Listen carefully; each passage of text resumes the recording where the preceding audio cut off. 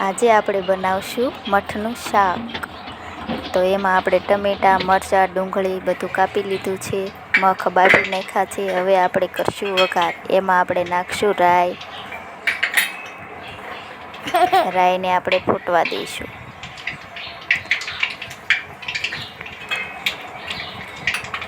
રાઈ ફૂટી જાય એટલે આપણે એમાં નાખશું હિંગ.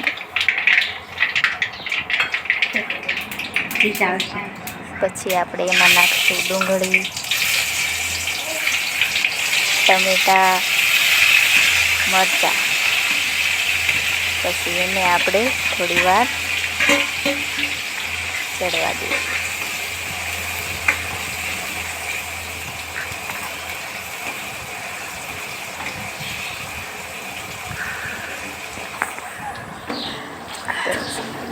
એ આપણે થોડું ચડી ગયું છે. હવે એમાં આપણે થોડું મીઠું એડ કરશું, હળદર,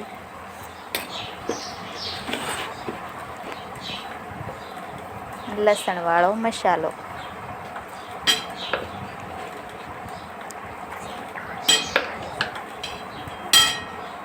પછી એને આપણે મિક્સ કરી દઈશું વઘારમાં સરખી રીતે.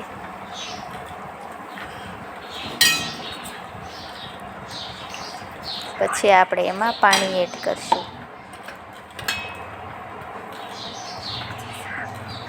ધાણા જીરું નાખશું.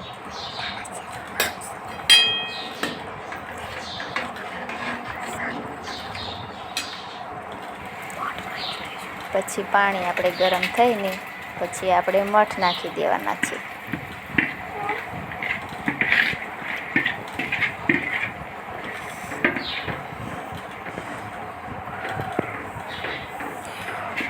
પછી એને આપણે થોડી વાર ગરમ કરવા મૂકી દેવાનું છે ધાણા ઉપર નાખીને.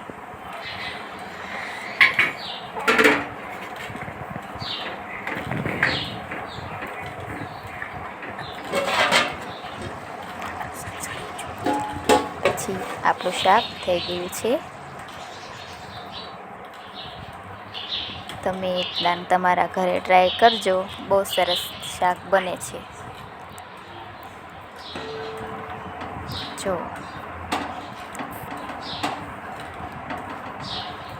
આપણું શાક તૈયાર થઈ ગયું છે.